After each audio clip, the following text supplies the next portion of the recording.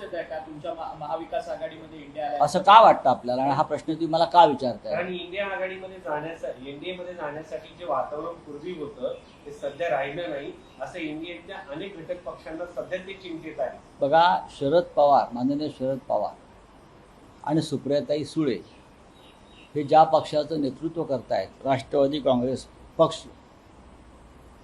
Original, duplicate नाही, म्हणजे अजित पवारांचा राष्ट्रवादी काँग्रेस नाही, हा पक्ष मी खात्रीने सांगतो कधीही जातीयवादी आणि राष्ट्रविघातक अशा पक्षाबरोबर जाणार नाही.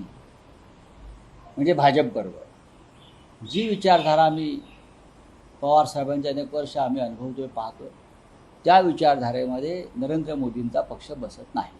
राजीनामा दिला पण आज त्यानंतर एनडीएची बैठक होत आहे, त्याला मंगल युगाचं नाव दिलंय. एनडीएची बैठक होत आहे, एनडीएची बैठक होते, धर्मेंद्र प्रधान राजीनामा दिला. काल देखील आम्ही पाहिलं की त्यांचं स्वागत केलं. आज मंगल मिलन नावाने बैठक होते एनडीएची. नाही, असं आहे की प्रत्येक अपवित्र गोष्टीला त्यांना मंगलमय गोष्टी करायच्या असतात.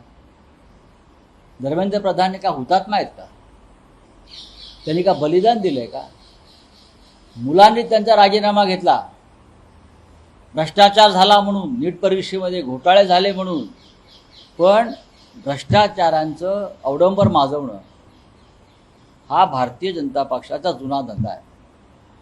मग इतर पक्षातले भ्रष्टाचारी असोत, आपल्या पक्षातले बलात्कारी असोत, त्या सगळ्यांना पालखीत बसून त्यांची मिरवणूक काढायची संतांसारखी, ही भारतीय जनता पक्षाची परंपरा आहे. त्याच्यामध्ये आता त्यांना नवीन संत धर्मेंद्र प्रधान मिळाले.